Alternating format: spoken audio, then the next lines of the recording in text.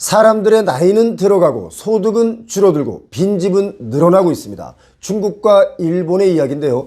중국은 아파트 가격이 내려도 안 사고 있고 대도시 베이징, 상하이에만 총 30만 채 이상이 빈집입니다. 일본의 경우는 현재 7채 중에 1채가 빈집이고요. 이것이 앞으로 10여 년 뒤에는 3채 중에 1채가 빈집이 될 것이다라는 전망, 이런 암울한 전망마저 나오고 있습니다. 우리나라도 내용이 다르지 않습니다. 2000년 우리나라의 합계 출산율은 1.48명이었는데요. 2022년에는 0.78명으로 처음으로 0.7명대에 진입을 했죠. 특히 2015년에는 1.24명을 찍고 급기야 2018년부터는 기하급수적으로 합계 출산율이 하락해서 한 명이 채 안 되는 0.98명이 되었고요. 22년에 0.78명이 됐습니다. 보통 인구가 유지되려면요, 합계 출산율이 2명이 기본입니다. 왜냐? 둘이 결혼해서 둘을 낳으니까 기본인 거죠. 그런데 둘이 결혼해서 하나를 낳으면 인구는 시간이 지나면서 반으로 줄어듭니다. 그런데 우리는 한 명도 아닌 0.78명이고요. 이걸 올 연말에 가서 다시 통계를 들여다보면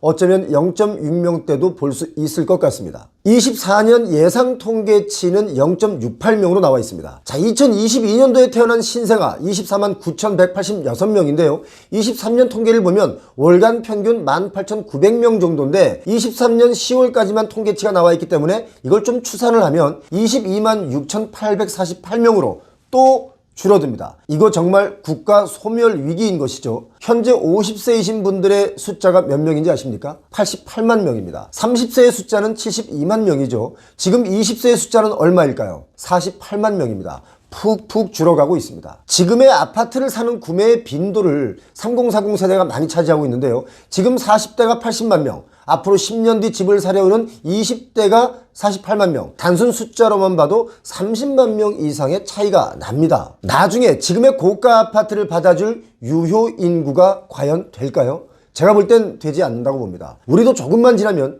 집이 남아돕니다. 아파트 재건축 시한이 30년에서 40년으로 늘어난다고 하더라도 재건축 시한이 돌아오기도 전에 빈집이 더 많이 생길 것이다. 이렇게 보는 것은 합리적인 추론이 되겠죠. 한국뿐만 아니라 일찍부터 초고령화 사회에 진입한 일본을 시작으로 미국, 중국, 서유럽, 동유럽, 이란, 전 세계 인구가 감소하고 있는데 이게 아마 속도가 좀 더 가팔라질 거라고 봅니다. 우리나라가 인구 감소율로 따지면 세계 1위입니다. 한강의 기적을 이룬 나라에서 전 세계에서 가장 빨리 소멸할 나라다라는 이야기마저 나오고 있죠. 지금 우리는 인구 소멸 직전 단계인 축소의 시대에 살고 있습니다. 너무 아파트 하지 않아도 될 것 같습니다. 남아도는 아파트를 정부에서 사들여서 그냥 나눠주는 시대도 곧 올 것이다 라고 저는 봅니다. 지금 중국의 걱정이 뭐냐면요, 집이 너무 안 팔린다입니다. 집뿐만이 아니죠, 다른 부동산도 안 팔립니다. 중국은 대도시 위주, 그러니까 상하이나 베이징 같은 곳에서도 집이 너무 넘쳐나서 팔리질 않습니다. 중국은 우리나라와 매우 비슷한 것이 하나 있는데 바로 이겁니다. 안 팔려도 짓고 본다 이겁니다. 중국은 바로 옆 단지가 안 팔리는데도 그 옆에 5,000채, 또 그 옆에 6,000채를 또 짓습니다. 그럼 이 5,000채, 6,000채가 또 안 팔리잖아요? 그럼 어떻게 하는지 아십니까? 이 옆에 또 짓습니다. 어떻습니까? 우리랑 좀 비슷하지 않습니까? 안 팔린 집이 베이징에만 16만 채, 상하이에는 18만 채, 중국 전체적으로 빈집을 따지면 1억 3천만 채. 오죽하면 40년 중국의 호황이 끝났다라고 할까요? 여러분, 베이징이나 상하이에 부자가 얼마나 많은지 아십니까? 글로벌 컨설팅 업체 헨리앤 파트너스가 있는데요. 글로벌 포춘 정보회사 뉴월드 웰스와 공동으로 2023년 세계 최고 부자 도시 보고서를 냈습니다. 제가 그걸 봤더니 중국 도시 중에 자산이 100만 달러가 넘는 사람의 숫자는 홍콩이 10만 9천 명, 베이징이 10만 8천 명, 상하이가 10만 7천 명입니다. 아주 많은 편에 속합니다. 자, 100만 달러의 순자산은 우리 돈으로 따지면 한 13억 정도 되죠.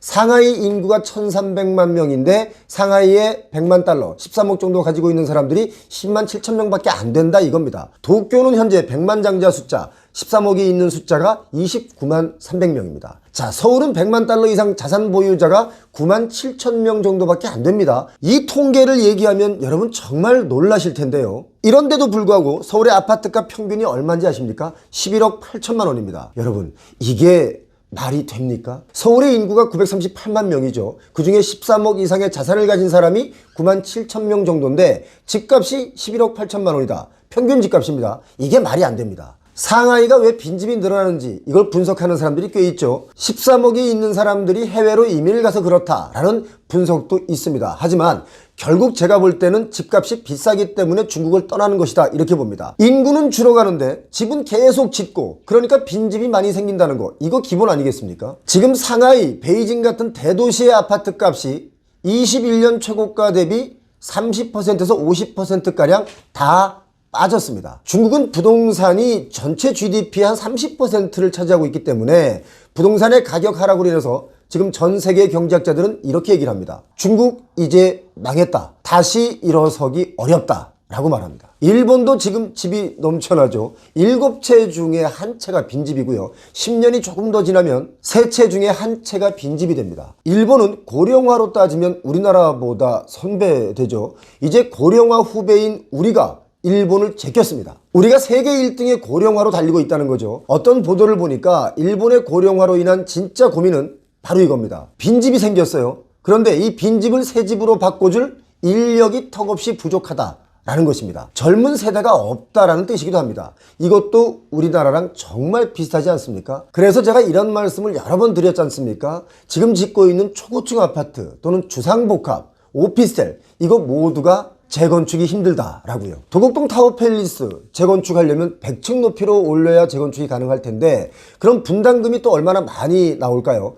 100층으로 지으려면요, 건축비도 훨씬 더 많이 듭니다. 거기뿐만이 아니죠. 49층으로 올라가는 아파트들 재건축이 가능하다고 보십니까? 우리 후세대들은 도대체 뭘 먹고 살아야 할까요? 후세대가 누려야 할 건설 관련 개발 이익치를 지금 세대가 다 먹어버리면 후세대들은 무엇으로 경제를 돌립니까? 가뜩이나 AI 때문에 일자리도 AI가 다 뺏어가는 마당에 부동산마저도 후세대가 먹을 게 없이 초고가, 초고층이면 이거 정말 앞으로 어떻게 될까요? 정말 놀라운 것은요, 경제대국 미국마저도 리먼 브라더스 사태 이후에 은행에서 채권 회수한 주택, 그러니까 은행 소유로 차압이 들어가 있는 그런 집이 1100만 채라고 합니다. 엄청난 숫자 아니겠습니까? 전체적으로 한 10%밖에 안 된다고 하지만 1100만 채입니다. 이거요, 남의 나라 일이다 라고 치부하기에는 우리나라도 마찬가지라고 보이지 않습니까? 우리나라는 집을 사는데 현금을 다 주고 빚 없이 사는 사람들은 아주 극소수입니다. 그렇게 본다면 우리가 미국보다도 심각하다라고 봐야죠. 집값, 아파트값, 하향 안정화가 반드시 필요하다. 그래야 된다. 그럼 출산율도 조금 올라갈 것이다 라고 저는 보는데요. 집값뿐만이 아니죠. 상가, 건물, 땅값도 하향 안정화로 가야 됩니다. 국제정세가 힘들어지면서 지금 모든 물가가 올랐죠. 그러니까 분양가는 또 자꾸 올라갑니다. 그런데 여기서 정말 중요한 것 하나만 말씀드리고 오늘 시간 마치겠습니다. 이게 정말 중요한 겁니다. 겨울이 날씨가 추우면 다가오는 여름의 날씨가 덥고요. 겨울이 좀 따뜻하다 싶으면 여름이 훨씬 덜 덥습니다. 이게 무슨 말이냐면요, 세상은 자연의 이치로 평균치, 그러니까 평균 온도를 맞춰준다는 것입니다. 부동산 가격도 미친 듯이 올랐기 때문에 아마도 드라마틱하게 다시 조정될 수밖에 없다는 것이 자연의 이치다 라고 저는 봅니다. 자, 부동산 개발하시는 분들 요즘 많이 힘드시죠? 부동산으로 가장 심각한 나라가 우리나라입니다. 개발하실 때 참고를 좀 해주시길 바랍니다. 여러분이 개발 사업 하시다가 실패하면 그거 다 고스란히 세금으로, 공적 자금으로 충당되기 때문에 여러분 제발 오버해서 공급 과잉 좀 하지 마시고 비싼 땅값도 여러분이 좀 조절해서 망하지 좀 마시길 바랍니다. 2024년 들어서 부동산 시장이 첩첩산중입니다. 요즘 아파트 거래는요, 금매를 제외하고는 거래가 거의 없습니다. 따라서 중개업을 하시는 분들의 마음도 참 불편하기 그지없습니다. 심지어 중개업을 시작한 지 20년이 되었다는 어떤 분은요, 중개사 일을 시작한 이후에 지금이 최악이다 라고 말씀하시는 분들도 계십니다. 집값이 고점 대비 30%가 떨어져도 거래가 안 되는 곳이 있죠. 서울 아파트 매매량은 작년 23년 8월에 3,899건을 기록한 이후에 계속해서 거래량이 하락하고 있습니다. 특히 이 지역 노도강이죠. 노원구, 도봉구, 강북구 이 지역을 노도강이라고 하지 않습니까? 서울 다른 지역에 비해서 이 지역이 시세가 좀 낮기 때문에 2030 젊은 세대들의 주택 구매율이 비교적 높았던 곳입니다. 자, 서울 강남의 대치동, 양천구 목동, 그리고 마포구의 용강동, 대흥동, 그리고 노원구의 중계동, 상계동이 교육 열풍이 가장 강한 지역으로 꼽히죠. 그래서 교육으로 인한 이주가 많은 곳이 바로 노원구 이 지역입니다. 그런 지역임에도 불구하고 거래가 완전히 얼어붙었습니다. 노원구 쪽은요, 대출 의존도가 좀 높은 지역입니다. 그래서 고금리 상황과 또 50년 만기 주택담보대출, 특례 보금자리론 뭐 이런 그 일반형 대출의 중단이 대출 규제로 인해서 영향을 좀 많이 받았다, 이렇게 봐야 됩니다. 서울시에서는 전반적으로 중저가 아파트 거래가 좀 실종됐다라고 봐야 할 정도로 아주 침체되어 있는데, 23년 1월부터 11월까지의 데이터를 보니까요, 서울에서 거래된 아파트 가운데 6억 원 미만은 거래가 확연히 줄었습니다. 그 반대로 한 15억 원 이상의 고가 아파트 거래 비중은 역대 최고치를 또 찍었죠. 국토교통부 실거래가를 분석해 보니까 지난해 1월부터 11월까지 서울 아파트 매매 거래량이 모두 33,590건이었습니다. 이 가운데 6억 원 미만의 아파트 매매 거래량은 8,694건으로 집계가 됐는데 전체 거래량의 25.9% 정도를 차지합니다. 이것은 관련 통계를 집계한 이후, 그러니까 관련 통계가 2006년부터 집계가 됐으니까 그 이래 가장 낮은 비중이라고 봐야 되는데 17년 만에 가장 적은 거래량을 나타내고 있다, 이렇게 보시면 됩니다. 서울에서 6억 원 미만의 아파트 거래를 자세히 들여다보니까 2018년 그때 집값이 뛰기 시작한 그 즈음에 거래량 중에 한 6억 원 이하의 비중이 60.8%였습니다. 그때는 거래가 많이 됐었죠. 사실상 이때부터 본격적으로 집 사는 것에 올인하기 시작한 해다라고 보시는 게 맞습니다. 2019년에는 6억 원 이하의 비중이 43.4%로 뚝 떨어졌죠. 그리고 연이어 2020년에도 40%, 21년에는 27.7%로 비중이 계속 하락했습니다. 사실 그런데 이런 통계에는요, 큰 의미가 있는 단계는 아닙니다. 왜냐? 2018년부터 시간이 19년, 20년, 21년 이렇게 지나면서 6억 이하의 아파트 숫자가 확연히 줄어들었으니까 당연히 그 가격대의 거래 비중이 줄어든 거죠. 예를 들어 2018년에 전용 84제곱미터의 6억인 아파트가 21년에는 이게 얼마까지 뛴지 아십니까? 적게는 9억, 또 많게는 13억, 14억, 15억까지 뛰었기 때문에 당연히 6억 이하의 거래 비중이 줄어들 수밖에 없는 통계다, 이렇게 보고 있습니다. 자, 그런데 그럼에도 불구하고 2022년 부동산 시장 침체일 때 40.2%로 6억 미만의 아파트 거래가 상승했는데요. 이게 다시 23년에는 6억 이하의 아파트 거래 비중이 역대 최저치로 돌아섰습니다. 특히 1, 2인 가구가 많이 거주하죠. 전용 60제곱미터 이하의 소형 아파트의 6억 원 미만의 거래 비중이 서울 25개 구 가운데 가장 낮은 곳이 어딘지 아십니까? 거래 비중이 낮은 곳은 성동구입니다. 1.9%에 불과한데 성동구의 집값이 많이 올랐던 이유도 있겠죠. 자, 반대로 가장 거래가 많은 곳이 어딘지 아십니까? 도봉구입니다. 78%가 6억 원 미만으로 중저가 아파트 거래 비중이 가장 높은 곳이 바로 도봉구인데요. 도봉구에는 6억 미만의 아파트가 아직 많이 있다, 이렇게 해석해야 됩니다. 저희가 지난주에 노원구 상계동 일대 그 공인중개업 하시는 분들을 만나고 왔는데 정말 금매를 제외하고는 현재 매매가 거의 이루어지고 있지 않다, 매수자들이 다 어디론가 숨은 것 같다 라고 얘기를 해 주었습니다. 서울 강북구 미아동에 이 아파트 유명하죠. SK 북한산시티. 이 아파트는요 3,830세대 가구 수가 있는 대단지 아파트라서 실거래가 그 지역에선 가장 많은 아파트입니다. 이렇게 대단지인데도 아파트의 실거래는요 23년 12월에 단 3개 정도 매매 거래가 되었고요. 물론 12월에 전월세 거래는 한 10건이 있었습니다. 대단지가 이 정도입니다. 거래가 없으니까 또 가격은 어떻게 되었을까요? 21년 10월에 최고가일 때가 7억 8천만 원까지 거래가 됐습니다. 그런데 지난달 23년 12월 그때 보니까 5억 6천만 원에 거래가 됐습니다. 많이 가격이 떨어진 거죠. 2019년도 가격으로 회귀한 가격이 바로 이 가격이죠. 또 바로 옆에 위치한 두산 위브 트레지움 이 아파트는요 21년 8월에 10억 4,500만 원에 거래가 됐는데 최근 24년 1월입니다. 최근이죠. 7억 8,500만 원에 거래가 됐습니다. 또 그 옆에 삼각산 아이원 아파트가 있는데 21년 최고가가 7억 9천만 원까지 거래가 됐지만 작년 5억 8,600만 원에 거래가 됐으니까 한 30% 정도 하락했다, 이렇게 봐야 됩니다. 자, 그런데 30% 정도 하락된 매물들이 나옴에도 불구하고 거래는 뭡니까? 실종입니다. 자, 이렇게 되니까 준공된 지 30년 넘은 주택에 대해서 안전진단 없이 재건축하도록 규제를 대폭 완화하기로 했는데 이것에 가장 혜택을 많이 보는 지역이 어디일까요? 바로 노원구가 가장 많은 혜택을 볼 수 있는 지역입니다. 하지만 시장의 반응이 좀 시큰둥합니다. 이 정책이 발표되고 나서 매도하시려는 분들은 이런 규제 완화가 집값을 좀 올려주는 거 아닌가 하고 얼마나 가격이 나가는지 문의하시는 분들도 많이 계시지만 매수자분들은 반응이 거의 없는 실정이다 라고 봐야 됩니다. 이게 왜 시큰둥하냐?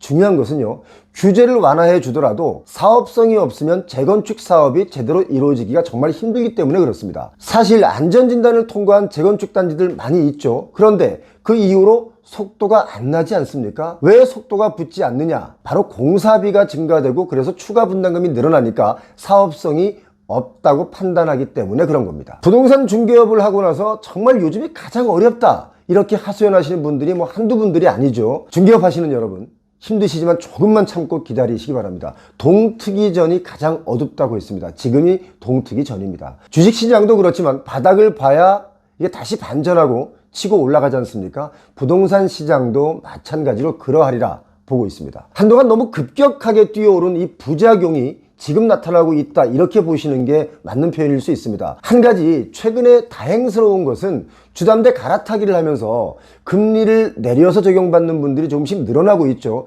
그나마 주머니 사정이 조금이라도 나아질 수 있기 때문에 경기가 살짝 반등할 수도 있다고 봅니다. 주담대 대출의 이자 부담만 살짝 줄어들어도 지출이 다시 살아날 수 있는 거 아니겠습니까? 한동안 대출의 양도 많았고 아파트값이 폭등하니까 대출의 양이 많을 수밖에 없죠. 또 금리도 올랐기 때문에 정말 힘든 시기를 보내고 있는 겁니다. 그렇기 때문에 대출 금리를 내려주는 것도 고마운 일이긴 하지만 대출의 양이 줄어들 수 있도록 집값 안정화가 가장 필요한 정책이 아닌가, 저는 그런 생각합니다. 미국의 경제 전문가들이 예상하기를 올해 7월 이후면은 미국의 금리, 기준금리가 하락세로 돌아설 것이다, 이런 예측들을 많이 하죠. 금리가 내려가길 기다리는 것도 좋겠지만 그것보다 제 생각에는 집값이 안정되기를 기다려 봅니다. 제가 송파에 어떤 오피스텔을 분양받으신 분이, 분양가가 뭐 8억에서 한 12억 정도 하는 오피스텔인데요, 그분이 저를 보자마자 아우 표영훈 씨, 부동산 가격이 더 올라야 돼요. 그래서 제가 왜 더 올라야 됩니까? 그랬더니 비싸게 분양받았는데 이게 더 안 오르면 이거 어떻게 팔아요? 이렇게 얘기합니다. 그래서 제가 그랬습니다. 부동산 가격이 조금만 더 내려가야 된다. 왜? 그래야 우리 다 같이 살 수 있다, 이런 얘기 했더니 안 돼요, 더 올라야 돼요, 이런 분도 있었습니다. 물론 그분의 입장은 그럴 수 있는 거죠. 하지만 지금 부동산 시장은 꽁꽁 얼어붙고 있다는 것을 우리가 꼭 직시해야 됩니다. 정말 분양가가 미쳐서 돌아가고 있습니다. 분양가가 지들 마음대로 부르는 게 값이 돼버리는 현상에 대해서 말씀드리면서 부동산의 경각심에 대한 이야기를 드릴까 합니다. 이 영상의 내용에는 위화감이 조성되는 이야기가 다소 포함될 수 있기 때문에 화내지 마시고 끝까지 보시라는 말씀 드립니다. 자, 서울 광진구 광장동 옛 한강호텔 자리에 짓는 포제스 한강 아파트의 입주자 모집 공고가 발표가 됐는데, 이거 보고 다들 정말 깜짝 놀라셨죠? 아니, 깜짝 놀라는 것이 아니라 딱 한마디로 이걸 정리하자면 미쳤다, 미쳤다, 이겁니다. 이건 어쩌면 부동산 시장을 우롱하는 것이거나 아니면 대한민국을 망조로 몰고 가려는 의도가 아닌가 하는 생각마저 들 정도인데, 여러분 어떻게 생각하십니까? 이 아파트는요, 전용 84제곱미터에서 244제곱미터로 짓는데 세개동 15층 높이로 총 128가구를 짓습니다. 원래는 이 자리에 분양가 상한제를 적용받지 않으려고 도시형 생활주택을 지으려고 했다가 이번에 규제가 풀리면서 중대형 위주로 아파트 단지가 들어서게 된 겁니다. 이 단지의 분양가 3.3제곱미터당, 그러니까 평당 평균 1억 1,565만원입니다. 하하. 사실 입지로 따지면 서울에서도 한강변이긴 합니다만 그렇게 뭐 좋은 위치, 선호하는 지역의 위치는 아니다, 이겁니다. 더 정확하게 말씀드리자면 강변에 좋은 위치라고 하더라도 이 정도의 가격에 분양을 하리라고는 전혀 상상하지 않은 지역입니다. 국민 평수로 불리죠. 84제곱미터의 가격이 층과 향에 따라서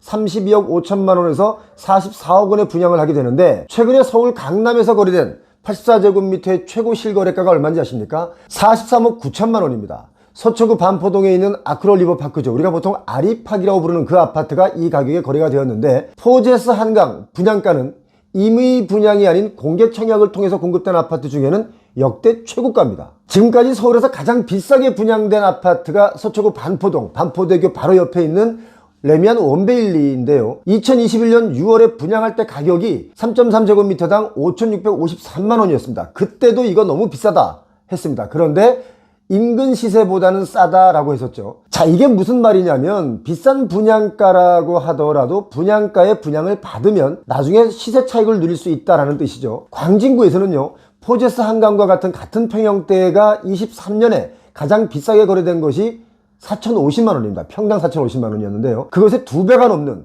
1억 1,565만 원의 분양물이 나온 겁니다. 고분양가로 인해서 얻어지는 시행사의 막대한 이익이 예상되는데요. 개발 이익과 관련해서 아마도 큰 파장이 일어날 수 있다. 저는 그렇게 봅니다. 이 큰 파장이라고 하는 것은 막대한 이익에 대한 불만의 여론과 또 앞으로 있을 주택 공급에 아주 커다란 악재가 될 수 있다는 뜻입니다. 이 아파트 분양이 성공하면 이 가격에 너도 나도 다 분양을 할 텐데 이거 어디 한국에서 살 수 있겠습니까? 이게 분양에 성공하면 다른 시행사는 가만히 안 있죠. 분양가가 더 부풀려져서 그야말로 어마무시한 개발 이익을 노리고 다 초고분양가에 분양을 할 겁니다. 이렇게 되면 그야말로 헬조선이 되는 것은 뻔한 이치입니다. 자, 여러분, 이런 말씀 하시는 분들이 있죠. 3.3제곱미터당 1억 원이 넘는 분양가가 뭐 여기가 강남도 아닌데 말이 되느냐라고 하시는 분들이 있는데 이게 말입니다. 강남이 아니어서 가능했습니다. 이게 무슨 말이지 하시는 분들 계실 텐데 분양가를 규제하는 분양가 상한제 지역이 지난해 초에 강남권, 강남, 서초, 송파 그리고 용산구만 남겨놓고 다 해제됐기 때문에 상한제 지역 이외에서는 사업자가 임의로 분양가를 정할 수 있는 것입니다. 제가 이래서 분상제 앞으로 몇 년간은 풀어주면 안 된다 라고 주장을 했었는데 이걸 확 풀어줬죠. 주택 공급의 원활화를 위해서 풀어줬는데 저는 이렇게 생각합니다. 이게 공급입니까? 원활한 공급입니까? 평당 1억 원 넘게 분양하는 게 이게 주택 공급입니까? 이건 주택 공급이 아니고 주택으로 폭력을 일삼는 일과 똑같습니다. 드디어 제가 우려하던 일이 현실로 나타나기 시작했는데 사실 뭐 강남권이 아닌데 어떻게 이 가격이냐라는 말도 틀린 말입니다. 그럼 강남에선 이 가격에 분양하면 그게 옳은 가격이냐? 그렇지 않습니다. 자, 이거 나라의 정책의 허점을 이용해서 국가 정책을 혼란에 빠뜨리는 분양이라고 저는 생각을 하는데요. 언론 보도에 따르면 광진구청에서는 이렇게 얘기합니다. 주택도시보증공사 허그의 분양보증대로 분양을 승인했다라고 말을 했는데요. 또 허그의 관계자는 상한제 지역 이외에서는 분양가 심사를 하지 않고 다른 요건이 충족되면 분양보증서를 발급한다라고 말했습니다. 그러니까 뭐 나름대로 자기들 매뉴얼대로 진행한 일이다 이겁니다. 아무리 그렇다고 하더라도 승인하기 전에 이건 파장이 좀 크겠다 이런 생각을 안 했을까요? 했겠죠. 그런데도 그냥 밀어붙여 뭐 까짓거 우리 마음이야 밀어붙이면 시장은 따라오게 돼 있어. 우리가 알아서 돈 받는데 그걸 뭐라 그럴 거야. 뭐 이렇게 생각하면서 그냥 밀어붙인 거라고 봅니다. 성공하면 분양시장의 혁명이고 실패하면 뭐 분양가 내리면 되는 거 아닙니까? 라고 생각을 했을 겁니다. 과도한 분양가가 시장에 미치는 파장에 대해서는 전혀 고려하지 않은 것이죠. 자, 이것 때문에 다른 시행사들은 지금 또 긴장하고 있습니다. 왜 긴장을 하느냐? 부동산 경기도 어려운데 혹시나 이거 뭐 세무조사나 비리는 없는지 조사하는 거 아닐까? 이 선거 끝나면 이런 거 조사할 수도 있는데 자기들에게 불똥이 튈 텐데 라면서 긴장을 하고 있는 겁니다. 자, 이거요. 제가 아주 단순하게 계산을 해볼게요. 얼마나 막대한 이익이 나는지 한번 보시기 바랍니다. 한강호텔 부지와 건물 매입 비용이 2019년에 이루어졌는데 1845억 원이었습니다. 2019년에도 땅값이 뛸 때였지만 20년, 21년, 22년만큼은 뛰지 않았기 때문에 나름 지금 기준으로 보면 싸게 산 거라고 봐야 됩니다. 자, 그리고 시행사가 시공사와 계약한 공사비가 얼마냐면 1925억 원입니다. 그리고 모집 공고상의 총 분양 수입을 계산해 보면 8241억 원이 나오죠. 자, 토지비 1845억 원, 공사비 1925억 원, 합치면 3770억. 거기다 금융비용 이자를 합치면 원가 개념으로 본다면 4천억 원이 조금 넘게 들었을 겁니다. 자, 그런데 분양가는 전체 합쳤더니 8241억 원 벌어들이니까 이익이 100% 이상 나는 겁니다. 자, 그렇다면 이익을 100%를 내지 않고 뭐 보통 자기들이 말하는 시행사의 평균 이익이라고 하는 25%를 낸다면 분양가가 평당 1억 1,565만 원이 아니라 평당 한 6천만 원이어야 하는 거 아닌가 하는 생각이 드는데요. 물론 시행사의 고수익의 그 입장을 고려하지 않은 제 생각입니다만 평당 6천이라고 해도 그 지역에선 아마 다들 놀랐을 가격인데요. 자, 시행사에서 노린 전략은 과연 뭘까요? 일단 세상을 놀라게 할 하이엔드 주거용이라는 것을 공표하고 시장에서 분양가를 우리가 치고 나가자 뭐 이런 것 같습니다. 어차피 분양된다, 시간 지나면 누군가는 와서 산다, 이런 생각이 있는 겁니다. 자, 그런데 부동산 업계에서는요, 이걸 두고 아주 걱정이 많습니다. 포제스 한강의 초분양가가 오르고 있는 이 분양가를 더 부채질할 수 있다, 이렇게 보기 때문에 걱정하고 있는 겁니다. 요즘 분양가가 많이 오른 것은 사실이죠. 마포 용산구에서는 뭐 평당 4천만 원대로 이미 올라섰고, 또 3.3제곱미터 평당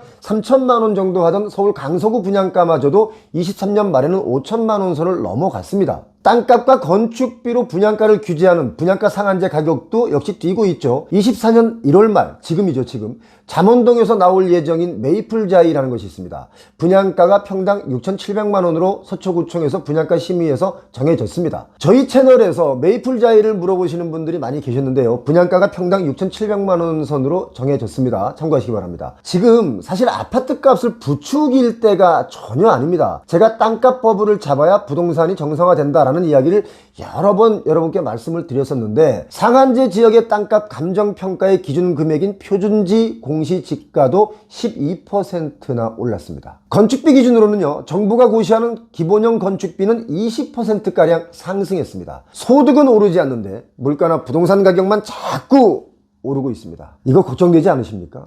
포제스 한강의 초고분양가를 두고 업계에서는 이렇게 말합니다. 정부의 분양가 규제 완화 영향으로 인해서 자치단체에서 분양가 심사를 아주 후하게 한 것 같다라고 말합니다. 분양가가 상승하는 것을 두고 저마다 다 이유가 있죠. 하지만 중요한 것은 바로 이겁니다. 수요. 고물가 시대에 가게는 정말 팍팍하게 살림살이가 돌아가고 있는데, 분양을 어떤 분들이 받는다고 해도 이 분양가에서 나중에 다시 더 올라갈 그 고가를 받아줄 수요가 없기 때문에 시세 차익을 기대한다는 것은 상상하지 않는 것이 좋습니다. 당분간 향후 몇 년 동안 10년 이상은 시세 차익을 노릴 수 없다라고 봅니다. 미래 세대가 누려야 할 부동산 상승분의 이익치마저도 지금 세대가 쌍끌이로 다 먹어가고 있습니다. 그러니까 청년 세대들이 미래를 포기하고 결혼도 포기하고 출산은 당연히 포기하는 세계 유례 없는 저출산을 만들어내고 있는 것입니다. 물론 민간 기업에서 하는 사업을 정부가 너무 많이 개입하는 것도 문제가 되겠지만, 적어도 제가 생각할 때는 이익 상한제를 둬야 하는 시점이 아닌가, 그런 생각이 듭니다. 기업이 추구하는 것 중 가장 기본적인 것은 이윤 추구입니다. 그건 너무나 당연하죠. 그 이윤 추구를 누가 뭐라고 제재를 할 수는 없겠지만, 적어도 대한민국의 부동산은 지금 이익의 캡을 씌워야 하는 때가 아닌가, 그런 생각이 절실하게 듭니다. 사람들이 제게 물었습니다. 여기가 분양이 잘 될 것 같아요? 라고요. 아무튼 제가 생각할 때는 분양은 완판될 것 같습니다. 왜냐?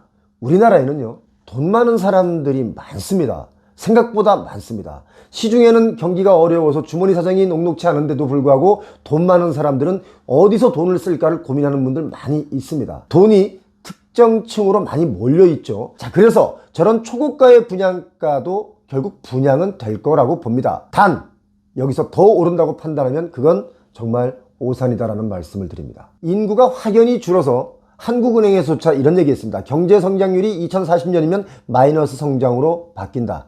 자, 그럼 마이너스 성장으로 바뀌면 어떻게 부동산 가격은 움직일까요? 부동산 자산은요, 최소 40% 이상 전체적으로 하락할 수도 있습니다. 뭐 당장 40%가 전체적으로 다 하락한다는 아니어도 가까운 미래는 그럴 수 있다. 충분히 그럴 수 있다. 이걸 꼭 상기하셔야 됩니다. 정말 많은 분들께서 부산과 대구 지역, 이렇게 지방을 좀 체크해달라는 문의가 빗발치기 때문에 오늘은 부산과 대구 편을 좀 특집으로 준비를 했습니다. 서울 사시는 분들도 부산이나 대구에 아파트를 사시는 분들, 부동산을 사시는 분들 꽤 있죠. 오늘 영상 끝까지 잘 보시기 바랍니다. 전국에서 미분양의 무덤이다 라고 불리는 곳이 바로 대구 지역인데요. 2023년 신규 분양 물량이 제로에 가까웠습니다. 워낙 분양이 안 되니까 내년 6월 입주인 대구의 신세계 빌리브 라디체라는 곳은요, 계약금 1,000만 원에 환매 보장제를 걸었습니다. 요즘 환매 보장제 많이들 걸고 있죠. 내년 입주 전까지 계약을 해지해도 계약금이나 중도금, 옵션에 들어간 비용, 직접 납부한 금액의 100% 환불을 보장하는 조건입니다. 100% 환불한다 이겁니다. 시행사 입장에서 얼마나 답답하면 이런 조건까지 걸었겠습니까? 대구 수성구의 신축 아파트가 한 1억 5천만 원의 마이너스 피도 나와 있죠. 그런데 매수하려는 사람이 없는 실정이기 때문에 또 다른 곳은 공사 자체가 멈춘 곳도 있습니다. 어떤 아파트 공사 현장은 분양률이 10%도 못 넘기자 공사가 멈췄죠. 대구의 경우는 23년 기준으로요, 미분양 주택이 1만 채가 넘었습니다. 상당히 많은 숫자입니다. 악성 미분양이다라고 불리는 준공 후의 미분양도 1000채가 넘었습니다. 엎어진 놈 위에 또 올라탄다고 미분양이 이렇게 많은데 24년 올해 준공되는 물량이 2만 가구가 넘습니다. 이렇다 보니까 지금 분양을 준비하는 곳은 어떻게 하면 미분양을 털어낼 수 있을까 정말 고민이 깊어지고 있습니다. 사실 전국적으로도 그렇지만 이 대구 부산 지역 주택이 부족한 게 아니라 수요가 부족한 겁니다. 집 사줄 사람이 확연히 줄어들었다는 뜻이죠. 자, 부산은요, 부산도 공급 과잉입니다. 부산에는 지금 매물이 대략 한 5만 채 정도가 쌓여 있는데 심지어 여러분 조심하셔야 됩니다. 집값이 전세값보다도 더 떨어지는 상황도 나올 수 있다는 겁니다. 그리고 재건축도 비용이 좀 많이 들어가기 때문에 이거 그냥 포기하자 이렇게 포기하는 단지들도 있습니다. 저희에게 이메일로 아주 구체적으로 질문하신 분이 있는데요. 이거 상담 내용을 좀 여러분도 같이 한번 공유하면서 댓글로 여러분의 의견도 좀 달아주시면 고맙겠습니다. 저희는 25년이면 제대를 앞둔 군인 가족입니다. 현재 무주택자이며 현 거주지는 부산 수영구입니다. 제 직장도 현 거주지와 정말 가까운 곳에 위치해 있고 남편은 올해 상반기 직업 보조 기간을 거쳐 25년의 제대를 앞두고 있습니다. 지금 군인인데 내년이면 제대를 하신다 이겁니다. 여러분 지금 제가 읽어드릴 이 내용은 자세히 들으시기 바랍니다. 2003년에 용인 죽전에 분양권을 매수가의 80% 정도를 대출을 받고 아파트를 매수하였다가 외벌이에 고금리를 버티지 못하고 8년 정도 보유하면서 은행집으로 있다가 처분하면서 수익은커녕 당시 가지고 있었던 적금까지 3천 정도 날리고 보유기간도 적금 1도 못하고 은행 대출을 갚고 정리하고 났더니 결혼 초에처럼 손에 남은 게 없었습니다. 그러니까 이분께서는요 부산에 사시면서 용인 죽전 쪽에 나름의 갭 투자를 해 놓으신 건데 지난 8년 동안 오히려 손해만 봤다, 오히려 3천만 원까지 다 까먹었다 이런 뜻입니다. 부동산 갭 투자라는 것이 이래서 사실 위험한 겁니다 여러분. 자, 계속 읽어보겠습니다. 그래서 재구매에 대한 엄두도 못 내고 있다가 이제는 정말 집이 필요해서 집을 알아보고 있는데 현 거주지 근처에 부산이에요. 올 리모델링된 구축 1997년에 지은 겁니다. 올 리모델링된 구축이 나와서 알아보고 있는데 올해 상반기도 하락할 거라는 얘기가 있으니 어떻게 해야 될지 고민이 됩니다. 현 거주지 상권이나 주변 환경 등 너무 좋은 단지라 동은 제가 기다렸던 동이고 층수도 마음에 드는데 구축인 점이 구축이라는 것 그리고 1억 정도는 대출해야 된다는 점 이 두 가지가 좀 마음에 걸립니다. 이런 뜻이에요. 자, 남편이나 저는 이제 50대 중반을 바라보고 있는 나이라 연금을 제외하면 자녀분이 3명입니다. 자녀들 결혼자금, 주택구입자금 등은 하나도 없는 상태라 주택구입에 모든 자금을 쏟아붓고도 더 대출을 받아야 된다는 게 마음에 걸립니다. 아직 내년까지는 시간이 좀 더 있으니 기다려야 될까요? 아니면 지금 나온 물건을 매수해야 될까요? 수영구 광안동 비치 그린입니다. 매매가가 4억 8천인데요. 중개인이 4억 4천 정도 얘기해 본다고 해서 저희는 저희대로 대출을 알아보고 있는 상황입니다. 이렇게 메일을 주셨습니다. 자, 올 리모델링한 광안비치 아파트 여러분 의견은 지금까지 딱 듣고 어떤 생각을 하십니까? 자, 저도 잘 아는 아파트입니다. 1000세대가 넘고 나름 좀 큰 단지라고 봐야 되겠죠. 여기 입지가 참 좋습니다. 단지 주변을 보면 어린이집도 좀 많이 있었던 걸로 기억을 하고 있는데 그래서 젊은 부부들이 살기도 좋고요. 교통 경우는 이제 지하철 광안역이 있고 수영역이 있습니다. 그래서 양쪽 다 10분이면 갈 수 있어서 참 좋은 위치에 있습니다. 한 가지 좀 걸리는 것이 지은 지 30년 된 아파트라는 건데 사실 이건 어쩌면 좀 더 좋은 조건일 수도 있는 거죠. 재건축을 염두에 둔다면 그렇습니다. 그런데 한 가지 더 걸리는 것은요. 이 아파트의 용적률을 따져보면 지금은 351%입니다. 매우 높습니다. 좁은 땅에 세대수가 비교적 많은 편에 들어간다 이거죠. 이런 것은 차후에 매력이 좀 떨어질 수 있다라고 봐야 됩니다. 아파트를 실거주 목적으로 사시는 분들은요 꼭 알아두셔야 할 것이 있는데 첫 번째가 내가 가진 돈과 대출의 양이 내가 해결 가능한 선이냐 이게 가장 중요합니다. 지금 그렇습니다. 두 번째가 차후에 이익치를 따지는 미래가치입니다. 왜 미래가치를 생각해야 되냐? 주택연금도 있기 때문에 나이가 들면서 가치가 더 오를 수 있는 것을 고르는 것이 가장 중요해서 그렇습니다. 자, 세 번째 거주의 가치입니다. 자, 제가 볼 때는 이 아파트는 세 가지 중에 최소 두 가지는 잘 갖춘 아파트다 라고 저는 봅니다. 특히 메일로 상담 주신 분의 입장에서는 아주 좋은 아파트다 라고 봐야 되겠죠.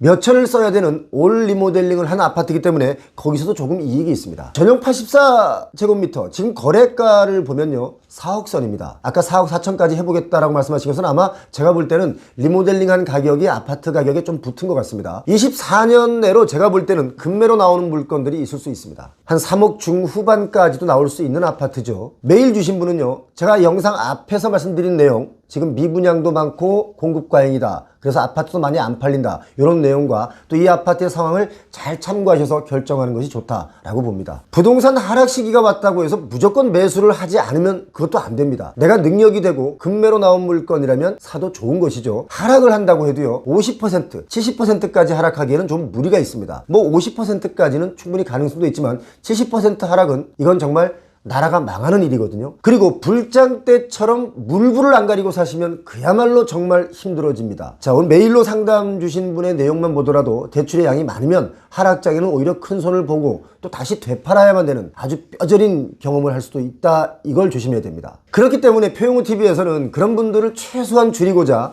이렇게 부동산 이야기를 드리고 있는 겁니다. 부동산으로 눈물을 흘리시는 분들보다 웃는 분들이 많아야 경제가 돌아갈 거 아니겠습니까? 20년, 21년 집값이 폭등만 하지 않았어도 우리 가계 경제가 이 정도로 어렵진 않았을 것이다. 또 다른 상업용 부동산의 가격도 미친 듯이 뛰지만 않았어도 중소상인분들이 이렇게까지는 힘들지 않았으리라 봅니다. 중서민조차 지갑을 닫으면요, 전반적으로 경기가 정말 어려워집니다. 예? 부자들은 그래도 괜찮다고요? 전혀 그렇지 않습니다. 부자들이 누구든 빨아들여서 돈을 법니까? 바로 중산층입니다. 중산층의 소비가 줄어들면요, 부자들도 어느 날 갑자기 부도가 납니다. 기업들은 결국 소비자들의 소비로 성장하는 법인데 지금 그게 안 돌아가고 있는 겁니다. 부동산의 실체를 아시려면요, 오늘 이 영상은 정말 끝까지 보셔야 합니다. 제가 아주 쉽게 정리를 해드리겠습니다. 제가 며칠 전에 이 영상에서 제주도를 직접 가서 보여드리면서 제주도의 부동산 분위기를 현장에서 말씀드렸는데요, 이제 서울 수도권, 부산, 대구뿐만 아니라 제주에도 부동산 시장이 완전히 얼어붙어서 점점 더 심각해지고 있습니다. 서울에서도 개발하려던 땅이 공매로 다시 나오는 경우도 아주 많이 있고요. 수도권에는 지금 펜스만 쳐놓고 공사가 못 들어가는 곳도 아주 많죠. 제주도에서 마찬가지로 이런 일이 벌어졌습니다. 제주시가 개발하는 새로운 시가지가 있는데요, 제주시에서 보면 동쪽으로 조금만 가면 화북상업지역 도시개발지구인데 바닷가 바로 옆에 큰 땅입니다. 여기에 주상복합 아파트를 지으려던 개발 사업자가 땅 매입을 포기하는 사태가 벌어졌습니다. 여러분, 지금부터 이 이야기를 잘 들어주셔야 되는데요, 제주시가 이 지역에 주상복합 용지 19,000제곱미터를 매각을 했는데 모 부동산 개발업체가 이걸 낙찰받았습니다. 낙찰가를 보니까 2,660억 원인데 19,000제곱미터니까 이걸 평수로 계산하면 5,747평이 되는데요, 이걸 2,660억 원의 입찰가를 써서 낙찰받았으니까 평당, 놀라지 마십시오, 4,658만 원을 주고 산 겁니다. 아니 잠깐만, 제주도 땅값이 평당 4,600만 원 넘는다고요? 이거 뭐 잘못 계산된 거 아닌가? 제가 지금 순간 생각해보니까 이게 너무 과한 금액이 아닌가 싶어서 다시 한번 계산을 해봤더니 맞습니다. 잘못된 계산이 아니었습니다. 야, 이거 좀 심하게 비싸게 낙찰받았다 생각 안 하십니까? 바로 이게 저는 문제라고 제가 정말 귀가 닳도록 말씀을 드렸었죠. 실제로 이렇게 일이 벌어졌습니다. 사실 이 땅을 감정평가액에 4배를 더 주고 산 건데요, 그 정도로 개발사들이 막 달려든 겁니다. 너도 나도 분양만 하면 완판을 하고 또 비싸게 분양하든지 말든지 일단 앞으로 더 오른다 라고 생각해서 무분별하게 분양을 받아주니까 부동산 개발사들은 땅값이 얼마든지 간에 일단 사는 사람이 이긴 시장이다 할 정도였던 21년에 이 땅을 샀습니다. 이 돈을 주고 여기에 844세대를 지어서 분양을 할 계획이었는데 중요한 것은요, 계약금을 주고 나서 중도금을 내다가 잔금 552억 원을 못 냈기 때문에 땅이 다시 공매로 나올 예정입니다. 자, 물론 뭐 여러 가지 사정을 봐줘서 잔금을 여러 차례 미루는 것을 봐주던 제주시에서 이제는 더 이상 못 참겠다 해서 공매를 결정할 시간이 된 겁니다. 자, 미분양 사태가 이어지는 요즘 금융기관에서 대출을 기피했기 때문이라고 보이는데요. 자, 여러분, 이렇게 되면 어떻게 처리되는지를 제가 알려드릴게요. 이걸 꼭 아셔야 됩니다. 지금부터 더 바짝 귀를 기울여 주시면 고맙겠습니다. 이걸 알아야 왜 아파트값, 부동산값이 비싸게 분양이 되는지를 이해하실 수가 있습니다. 요즘 이런 내용의 땅이 수도권에서도 여기저기 정말 많이 있기 때문에 다들 들으시면 좋겠습니다. 파주에 가도 이런 땅이 아주 많습니다. 성남 가도 이런 땅이 있고요. 뭐 어디든지 있습니다. 자, 계약금만 내고 중도금, 잔금이 밀려 있는데요, 어쩔 수 없이 기다려주는 땅들이 많다 이겁니다. 제주도의 이 땅을 예로 설명을 드릴게요. 제주시는요, 잔금이 계속 입금이 안 되니까 계약금은 몰수하고 중도금은 돌려주고 이 땅을 다시 재매각하겠다라고 지금 밝히고 있습니다. 여기서 중요한 거, 재매각을 하면 다른 개발사에서 이걸 살 텐데요, 처음에 샀던 것처럼 감정평가액에 4배를 주고 다시 살까요? 그 가격에는 안 산다고 봅니다. 지금 부동산 분위기가 안 좋기 때문에 절대 4배에 사질 않고 비싸게 낙찰받아봐야 한 1.5배, 정말 비싸게 받아봐야 한 2배 정도가 맥시멈이 아닐까 생각이 드는데, 자, 그럼 2660억에 사지 않고 절반 1330억에 산다면 어떻게 될까요?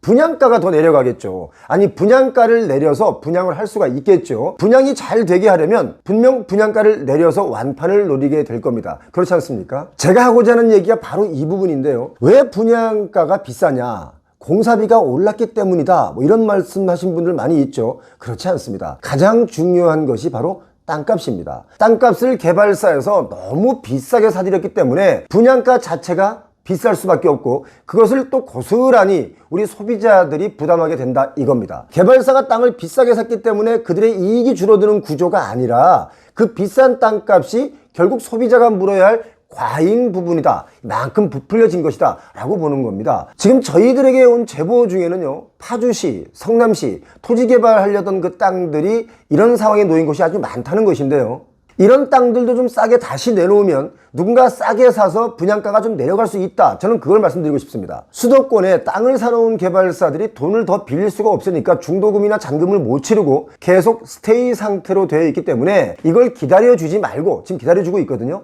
기다려주지 말고 다시 시장에 내놓아야 한다라고 하는 것입니다. 그래야 싸게 사서 개발을 하려는 다른 개발사들이 또 일을 할 수 있는 거 아니겠습니까? 그래야 공급이 나오는 거죠. 제보 온 내용을 여러분께 읽어 드릴 텐데요, 여러분의 이해를 돕기 위해서 공유하는 거니까 한 번 들으시면 이 모든 것을 파악하실 수 있는 내용입니다. 끝까지 들어주시기 바랍니다. 참고로 오늘 이 제보는요, 전문가, 즉 이 계통에서 오랫동안 몸담은 사람이 아니면 줄 수 없는 제보라는 것을 밝혀둡니다. 안녕하십니까, 표영호 대표님. LH에서 경쟁 입찰 방식으로 용지 공급되어 낙찰받은 법인 중에 기약이인 상실 요건에 부합하는 용지에 대해 지체 없이 즉각 계약 해지를 해야 함에도 불구하고 누구의 눈치를 보고 있는지 계속 미루고 있습니다. 사회적으로 심각한 문제인데 LH공사와 시행사들은 부실한 행정과 위법임에도 감추기에 바쁩니다. LH공사 등 공공택지 중에서도 개발할 시에 주 용도인 수익형 부동산, 그러니까 이제 근린생활시설, 판매시설, 오피스텔, 업무시설 등이 포함된 토지들, 주상복합 용지나 준주거 용지 또는 주상복합 용지, 업무시설 용지 등이 이 문제의 토지라는 것을 제보를 준 겁니다. 높은 가격에 낙찰받은 토지들의 시행사들은 사업 진행 능력 및 중도금을 납부할 능력이 상실되어 기한 이익 상실에 해당됩니다. 낙찰받은 법인들은 능력 이상의 과도한 가격으로 입찰에 참가한 후에, 이건 사실입니다, 비상식적 핑계와 함께 상습적으로 연체를 하고 있으며, 또한 각 법인들의 감사 보고서를 보면 재무 상황이 부실한, 그러니까 정상적으로 회생이 불가한 수준으로 판단됩니다. 이 개발을 내 돈으로 하는 게 아니라 모든 걸 빌려서 하다 보니까 이런 일이 생기는 겁니다. LH 중도금 반환 채권으로 중도금 및 잔금 조달 시 이자 및 금융 조달 수수료 부담할 능력조차 안 되는 한계 기업 상황입니다. 또한 금융기관에서는 시행사 신용도와 사업성 검증이 되어야 중도금 반환 채권 조달이 가능한데, 시행사의 자본력과 담보 제공 능력 부족, 그리고 수익형 부동산의 사업성을 부정적으로 판단하고 있는 것으로 판단됩니다. 금융기관에서는 부정적이라 이거예요. 이게 20년이나 21년 때와는 금융기관에서 완전히 다르게 판단하고 있는 겁니다. 자, 더욱이 계약금조차도 시공사 및 금융기관 또는 타 법인을 통해 대여, 신용공여, 보증을 통한 대출 등 자기 자본이 아닌 타인 자본으로 납부하는 경우도 있습니다. 심히 중대한 사안입니다. 즉시 계약 해지가 진행되지 않고 방치될 경우 여러가지 사회적 경제적 피해가 클 것입니다. 시행사들은 대안 없이 중도금 연체를 통한 버티기 작전으로 대응하고 언론과 각 협회를 통해 정부의 지원을 요청하는 모습을 보고 심히 우려가 큽니다. 어려울 땐 정부의 도움을 요청하고 큰 돈을 벌면 악덕갑질 일을 일삼는 시행사들입니다. 여기서 말하는 악덕갑질을 가로 열고 뭐라고 해주셨냐면, 수분양자들에게 허위분양 또는 용역사 비용 삭감, 배임, 횡령 이런 것을 말했습니다. 시행사들은 다음과 같은 핑계와 궤변으로 버티기 태세에 돌입할 것이나 계약 해지 진행으로 원칙 준수가 필요하다고 봅니다. 시행사들의 핑계라는 거예요. 첫 번째, 잔금을 유예하고 연체 이자율, 할부 이자율을 낮춰달라, 이렇게 요구한다 이거예요. 특혜사항이며 근거와 명분 없는 요구사항으로 형평성에 어긋납니다. 애초에 모든 리스크를 감안하고 토지를 공격적으로 낙찰받았는데 적반하장 요구사항입니다. 이 말씀에는 저는 전적으로 동의합니다. 사실 모든 리스크를 감수하고 토지를 아주 비싸게 본인들이 산 거거든요. 그런데 시간이 지나서 부동산 분위기가 바뀌니까 도와주세요, 도와주세요, 이건 아니라는 겁니다. 돈을 벌면 내 돈, 돈을 못 벌고 손해보면 사회적 공적 자금을 투입해서 이걸 해결한다. 이거는 아니지 않습니까? 시행사들의 핑계라고 지적한 것을 계속 읽어보겠습니다. 두 번째, 자금난이 심각하다. 방만한 시행사 운영이 원인이다 이거예요. 자금난이 부족한 게 방만했기 때문에 그렇다는 겁니다. 적은 자본금 투입하고 타인 자본을 이용한 레버리지로 사업하고 시행사 오너들은 여전히 갑질과 호의호식 중이다. 제보를 주신 분은 이쪽 업계를 너무 잘 아시는 분이 제보를 주신 것 같습니다. 세 번째, 인허가라도 진행하게 해달라. 인허가 핑계로 지연작전이며 추후 인허가권으로 법적 분쟁 시 시행사에 유리한 상황을 조성하는 것을 유도하기 위해서 빨리 인허가라도 좀 진행하게 해달라. 이렇게 한다는 겁니다. 그리고 네 번째, 요즘 이런 거 많이 나옵니다. 우리 이거 안 도와주면 공동주택 공급에 차질이 생긴다. 이렇게 반협박으로 나오는 겁니다. 이분이 해석한 거 보겠습니다. 주상복합은 최고가 입찰 토지로 비주거용지에 대한 과도한 입찰가로 참가하여 주거용지와 무관함. 바로 이겁니다. 제가 지적하는 부분을 이분이 정확하게 지적한 거예요. 과도한 입찰가를 넣어서 주상복합 용지를 자기들이 분양받아 놓고 과도하게 비싸게 분양을 하려고 했는데 그게 안 먹히니까 공동주택에 공급 차질이 생깁니다. 이런 걸로 핑계댄다 이겁니다. 맞습니다. 자, 시행사의 탐욕으로 비주거용지 사업성을 제대로 확인하지 않고 낙찰받았다. 사실 분양만 하면 다 분양을 받아주니까 그냥 뭐 사업성을 따지지 않고 무조건 그냥 눈 감고 삽니다. 얼마야 묻지도 않습니다. 최고가를 써냅니다. 그게 19년, 20년, 21년 우리 부동산이 이렇게 버블이 생긴 그 원인일 수도 있다. 저는 그렇게 봅니다. 자, 이분의 얘기를 계속 읽어보겠습니다. 이제 시행사들이 핑계를 대는 거예요. 공사비 인상, 금리 상승, 분양 침체 요 세 가지를 또 핑계를 댄다는 겁니다. 핑계가 아니고 이건 또 현실이기도 합니다. 공사비와 금리 상승 등 당연히 리스크를 염두하고 사업 진행을 해야 되는데 부동산 거품에 무시하고 재무 상황을 간과한 채 탐욕적으로 높은 가격에 토지 매입에만 몰입한 대가다. 이분이 제가 한 이야기와 정말 거의 같은 얘기를 지금 제보를 주신 분입니다. 이분 전문가입니다. 2020년부터 수익형 부동산의 공급 과잉과 공사비와 금리 상승 등 이미 리스크 시그널을 주고 있었는데도 불구하고 20년 이후에도 땅을 샀다 이거예요. 맞습니다. 이건 솔직히 말해서 이런 시행사가 너무 많았다는 겁니다. 자, 여섯 번째, 시행사의 마인드는 잘 되면 내 탓, 안 되면 네 탓으로 돌려서 언론을 이용하여 버티기 작전에 돌입했다. 자, 이렇게 제보를 주셨습니다. 제보를 주신 분의 내용을 제가 일일이 다 읽어드리면 이거 한 4시간 읽어드려야 되는데 많이 줄여서 그냥 포인트만 말씀드리겠습니다. 한 개 기업이 낙찰받은 토지에 대해서 정확하게 말씀드리겠습니다. 라면서 제보를 또 덧붙여 주셨어요. 이분이 직접 그 용지에 대해서 아주 세부적으로 설명을 줬는데 저희는 좀 가릴 거 다 가리고 여러분께 결론만 좀 설명드리겠습니다. 파주 운정 업무 복합 용지인데요. 낙찰자도 저희가 가렸습니다. 낙찰 금액이 잠깐만 이게 숫자가 공이 너무 많아서 제가 한번 세보겠습니다. 1000, 만, 10만, 100만, 1000만, 억, 10억, 100억, 1000억 2920억의 낙찰을 받았어요. 그런데 이건 이제 공급가 대비 188%가 넘는 금액의 낙찰을 받은 겁니다. 서로 경쟁적으로 낙찰을 시도하다 보니까 비싸게 쓰는 사람이 되는 거죠. 여기는 계약금 10%가 들어가 있고 중도금 90%가 이게 지금 납부 능력 상실로 미납되고 연체 중인데 아직까지 이 땅은 그대로 있다는 겁니다. 그러니까 다시 좀 시장에 공매나 다시 경매나 이걸 나와야 되거든요. 아니면 다시 뭐 시장에 내놓는다든지 해야 되는데 그래 누군가 싸게 받아서 분양하면 분양가가 좀 싸지는 거죠. 자, 여기도 파주 운정 주상복합 용지입니다. 여기도 제가 낙찰자를 가려놨는데 낙찰 금액이 여기는 3,550억이 넘어갑니다. 여기가 보니까 야 이거 정말 심각하다.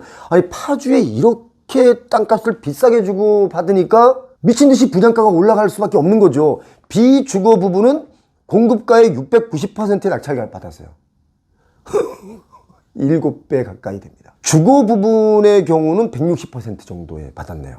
자, 아무튼 여기도 납부 능력 상실로 중도금 미납과 연체 중이다 이거예요. 뭐 파주뿐만 아니라 하남 미사지구도 마찬가지입니다. 여기도 보니까 자족시설 용지인데요. 공급 예정가가 여러분 놀라지 마십시오. 공급 예정가액이 1750억 정도 되는데 낙찰가가 4,840억입니다. 그러니까 거의 2배 반을 넘은 3배 가까운 돈을 주고 이 땅을 낙찰받은 거예요. 그런데 계약금 10%를 주고 중도금 90%는 아직까지 못 내고 있는데 이게 납부 능력 상실로 해서 이거 연차됐으니까 빨리 다시 걷어들여서 다시 시장에 내놔야 되거든요. 그런데 그러지 않고 있다는 것을 이분이 제보를 주신 겁니다. 자, 제가 여기서 드리고자 하는 말씀은 뭐냐면 바로 이겁니다. 땅값을 이렇게 경쟁적으로 너도 나도 비싸게 과하게 일단 사놓고 거기에 뭔가를 지어서 분양을 하려다 보니까 분양가는 당연히 우리가 받아들이기 어려운 고분양가다. 그래서 핑계대는 게 뭐냐면 공사비 올랐다, 인건비 올랐다, 뭐 여러 가지 올랐다. 금리 올라서 요즘 힘들다 이런 얘기 한다 이런 얘기를 이분이 적어주신 것 같습니다. 자, 여러분 다 이해하셨죠? 제보 주신 분께 감사드립니다.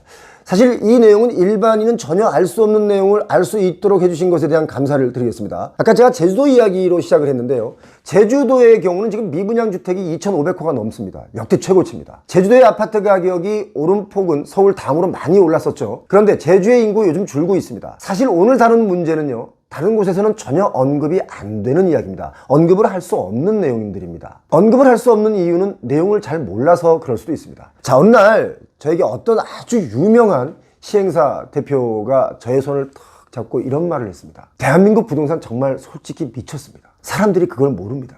뭐 나는 돈을 벌어줬지만 정말 나중엔 참담해질 수 있습니다. 이렇게 말했습니다. 현실로 지금 오고 있는 거 아니겠습니까?